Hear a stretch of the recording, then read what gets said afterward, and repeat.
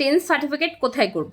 Tenth certificate করতে কত টাকা লাগে, কি কি লাগে, আর টেন্থ সার্টিফিকেট কিভাবে করলে এটা সবচেয়ে ভালো হয়, এবং যারা দেশের বাইরে আছেন ওনারা এখান থেকে কিভাবে টিন সার্টিফিকেট তুলবেন, এই বিষয়গুলো নিয়ে আমার ইনবক্সে প্রচুর প্রশ্ন আসে এবং কমেন্টসেও এই ধরনের প্রশ্নগুলো প্রচুর আসে।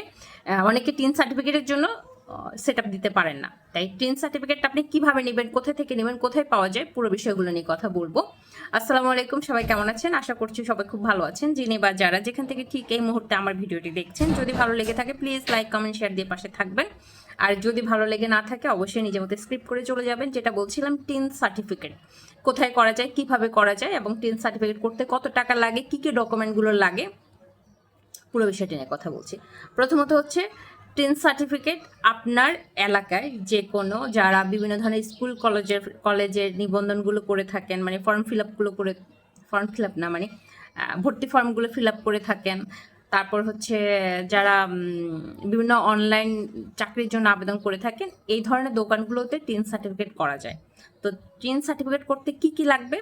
টিন সার্টিফিকেট করতে আপনার আইডি কার্ডটা দিয়ে যথেষ্ট। আপনার যেটা ভোটার আইডি কার্ড আছে, ভোটার আইডি কার্ড নিয়ে যাবেন এবং ওই আইডি কার্ডের তথ্য অনুযায়ী আপনার টিন সার্টিফিকেটটা তৈরি করবেন।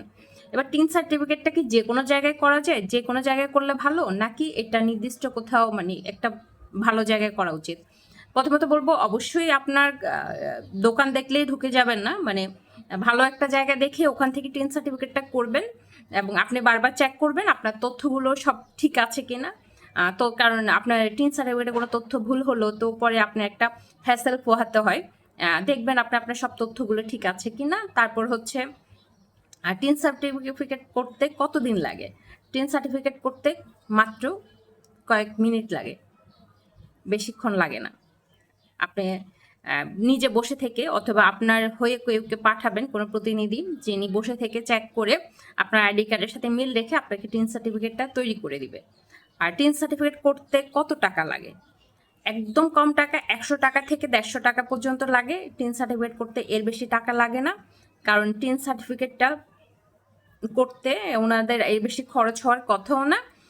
আমার 100 টাকা মনে হয় লেগেছিল, অথবা আমি ওনাদেরকে দিয়ে অন্য কাজও করেছিলাম।